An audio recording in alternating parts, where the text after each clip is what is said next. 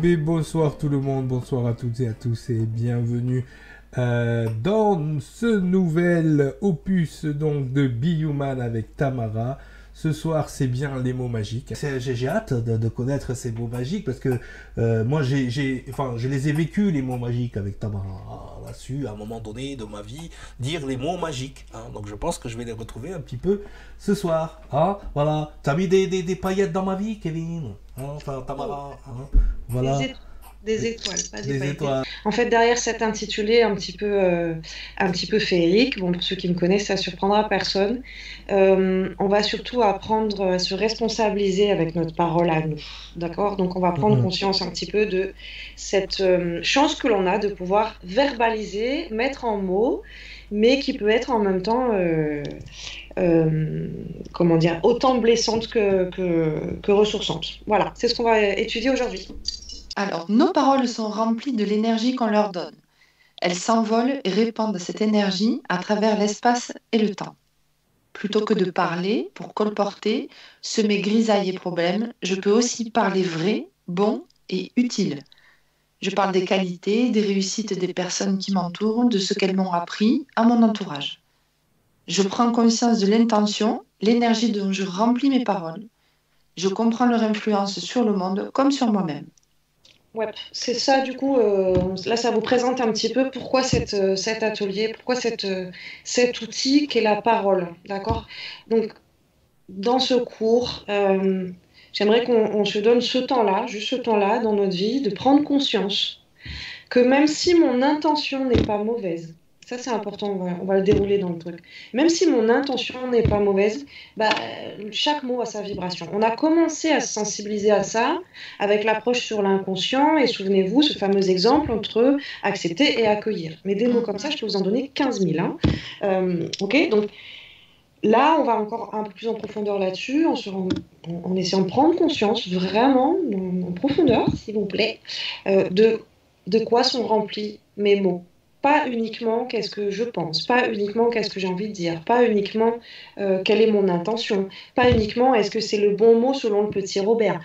Non, mais ça envoie quoi là, en face? Okay. Ouais. Et j'irai même plus loin, là, si je peux me permettre d'intervenir.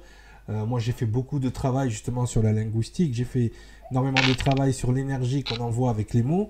C'est hyper important. Donc, de ce côté-là, c'est vrai que y a quelque chose à comprendre. C'est pour aller un peu plus loin dans ce qui est écrit, qu'est-ce que j'inscris dans le champ électromagnétique de l'autre quand j'ouvre ma bouche. Et ça peut être ne serait-ce que par la pensée. Alors, imaginez par la parole. Le verbe est hyper puissant. C'est pour ça que souvent on va parler du verbe. Pourquoi ? Parce qu'effectivement, tout ce qui va sortir de notre bouche a une fréquence déjà sonore. Bien souvent, on utilise des mots pour d'autres. Bien souvent, on utilise des mots avec une définition qu'on nous a appris étant petit et qui ont une autre énergie à l'intérieur sans qu'on s'en rende compte. Donc déjà, bon, je pense pas que Tamara vous demande d'aller aussi loin dans l'analyse et aussi loin dans faire attention, mais juste dans... qu'est-ce que j'envoie dans le champ électromagnétique de l'autre quand je lui parle? Et qu'est-ce que j'inscris moi dans mon champ électromagnétique quand j'ouvre la bouche? Parce que c'est pas pour rien que on est peut-être les... Oui, on peut le dire, hein. On est les seuls, on va dire, animaux, entre guillemets, à avoir la parole. D'accord? C'est très important. Et pourquoi on nous a donné cette parole à un moment donné? Pourquoi avons-nous cette parole alors qu'un chien, souvent, on va lui dire il lui manque que la parole. Un singe, on va lui dire il lui manque que la parole. On est les seuls à communiquer par le verbe et ce n'est pas pour rien. Pourquoi ? Parce qu'on a cette capacité par la parole d'enseigner, d'éduquer. On a la capacité de faire aller quelqu'un mieux. Tamara est une coach, donc par la parole, elle a la capacité d'inscrire et de modifier votre champ électromagnétique.